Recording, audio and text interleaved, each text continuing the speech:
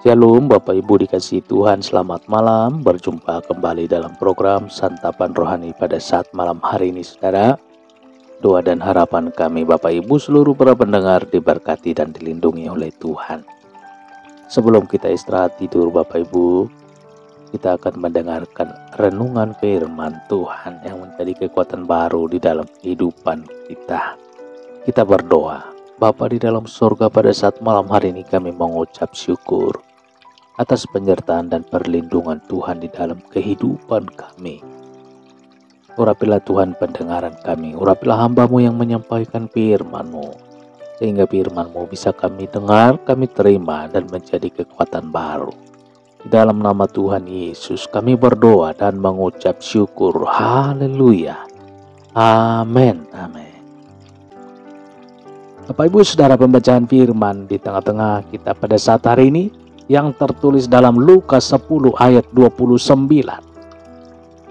Tetapi untuk membenarkan dirinya, orang itu berkata kepada Yesus, "Dan siapakah sesamaku manusia?" Tuhan Yesus meminta kita mengasihi sesama manusia. Pertanyaan yang sering kali dilontarkan banyak orang, siapakah sesamaku manusia? Persis seperti kata pepatah saudara, kura-kura dalam perahu. Pura-pura tidak tahu saudara. Sang ahli kitab ini pura-pura bertanya. Pura-pura tidak tahu.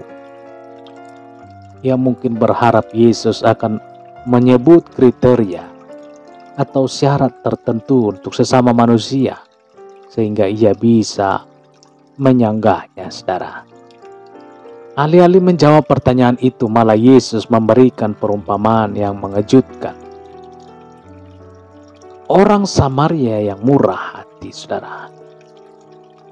Menarik untuk diperhatikan bahwa perumpamaan yang Yesus sampaikan ini sebagai jawaban atas pertanyaan yang tidak tulus dari ahli Taurat ini, saudara.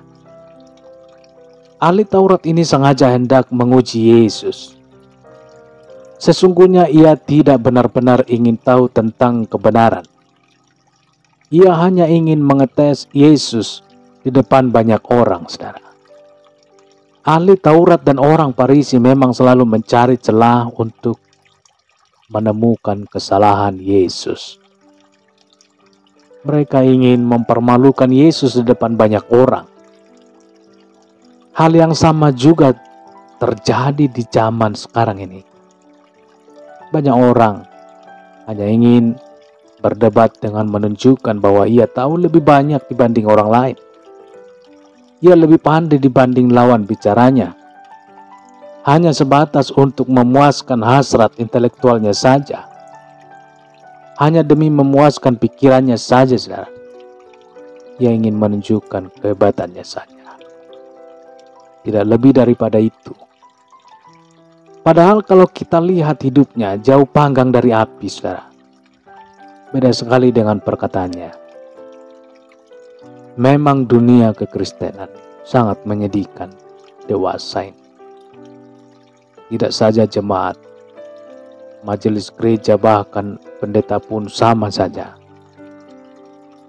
Keterlibatan seseorang dalam pelayanan tidak berarti ia mentaati firman Tuhan. Saudara dikasihi Tuhan, ketika dihadapkan pada kebutuhan sesamanya, pada saat ia melihat sesamanya menderita dan membutuhkan uluran tangannya, baik sang imam maupun orang Lewi sama-sama tidak peduli. Mereka gagal mempraktekkan kebenaran yang mereka ketahui dan yang mereka beritakan. Mungkin mereka takut mengambil resiko. Menolong orang yang belum mereka kenal. Banyak orang tidak mau repot karena menolong sesamanya. Maunya cari aman, maunya enak sendiri. Egois sekali, saudara. Mungkin juga orang Lewi dan sang imam sedang terburu-buru. Ada kesibukan yang tidak bisa ditinggalkan. ada rapat kantor, ada rapat pelayanan dan rapat-rapat lainnya, saudara. Bukankah kita pun kerap seperti itu? Keaktifan kita melayani bukan jaminan bahwa kita selalu mentaati firman Tuhan. Nah, siapakah sesamamu manusia? Itulah pertanyaan pura-pura dari sang ahli Taurat. Itulah sebabnya Yesus kemudian bertanya balik kepadanya, menurut pendapatmu siapakah di antara ketiga orang yang melihat orang yang dirampok itu yang bisa disebut sesama manusia? Orang Samaria adalah keturunan Yahudi yang sudah berdarah campuran, sehingga kurang diterima bahkan dihindari oleh orang Yahudi asli, saudara. Namun kita menyaksikan justru orang Samaria lah yang memberikan pertolongan ketika mendapati orang Yahudi yang sekarat itu. Sungguh sebuah contoh yang dramatis, saudara. Memilukan sekaligus menyedihkan. Orang yang ditolongnya bukan hanya berasal dari kaum yang berbeda suku. Korban perampokan yang terkapar itu adalah orang Yahudi yang selama ini menghina atau memandang rendah dan mengasingkan kaumnya, orang Samaria itu. Sebagai pengikut Kristus, kita pun dipanggil melakukan hal yang sama seperti orang Samaria yang baik hati, mengasihi sesama manusia bukan karena mereka sama dengan kita, saudara. Bukan juga karena ia pernah berbuat baik kepada kita. Kita harus melakukannya karena Tuhan menghendaki kita menyatakan kasih-Nya kepada sesama kita. Saudara dikasihi Tuhan, Tuhan Yesus meminta kita mengasihi sesama manusia. Bukan manusia yang sama dengan kita, bukan. Dan mohon maaf Bapak Ibu, termasuk juga orang-orang yang pernah menyakiti kita. Kita harus sanggup. Bapak Ibu dikasihi Tuhan, demikian pendengaran firman Tuhan. Kiranya Tuhan memberkati, memberikan kekuatan untuk kita dapat mengasihi sesama. Kita berdoa. Bapa di dalam sorga, terima kasih Tuhan, kami sudah mendengarkan firman-Mu.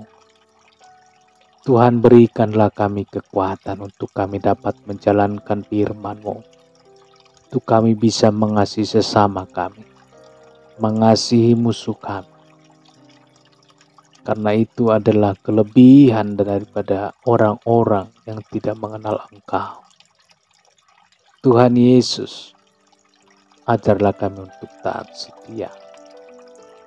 Berguna bagi kebenaran firman Tuhan, berguna bagi pelayanan-Mu Tuhan. Biarlah Engkau siapkan hati dan pemikiran kami untuk berjalan dalam kebenaran firman, memberitakan kabar baik. Termulialah Tuhan, termulialah Engkau ya Yesus. Berikan kami Tuhan kesehatan. Dan berikan kami sukacita, damai, sejahtera yang daripada sorga. Biarlah kami Tuhan benar-benar menjadi berkat bagi sesama kami dimanapun berada. Dalam pekerjaan aktivitas baik dalam setiap perjalanan kami. Tuhan Yesus, tolong kami Tuhan untuk kami kuat berjalan di dalam kebenaran firman Tuhan.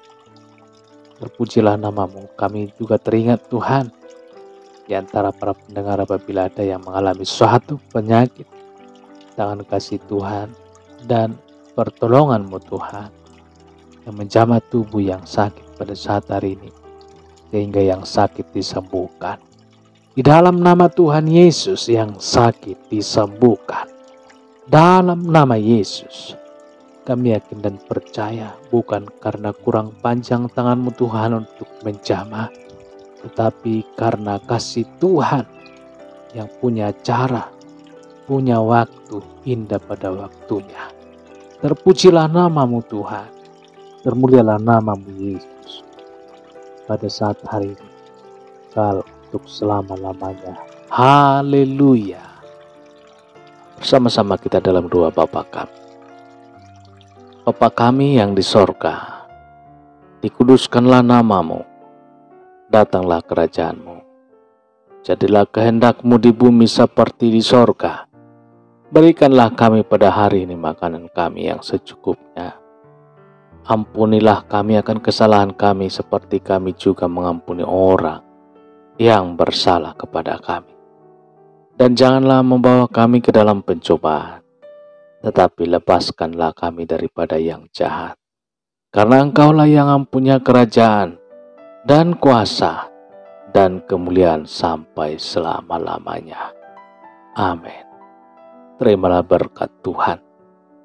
Tuhan memberkati engkau dan melindungi engkau. Tuhan menyinari engkau dengan wajah-Nya dan memberikan kasih karunia.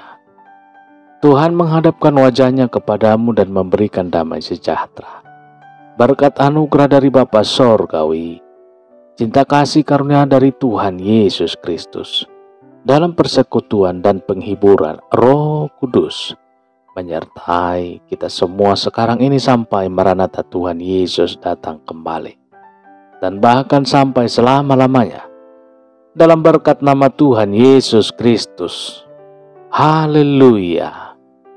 Amin. Amin. Puji Tuhan saudara yang dikasihi Tuhan. Kami percaya firman Tuhan menjadi berkat dan kekuatan buat saudara semua. Dan Roh Kudus akan menolong saudara untuk lebih lagi memahami kebenaran firman Tuhan. Tuhan Yesus memberkati saudara dan sampai berjumpa kembali dalam kesempatan berikutnya. Tuhan Yesus memberkati. Haleluya, haleluya. Amin, amin, amin.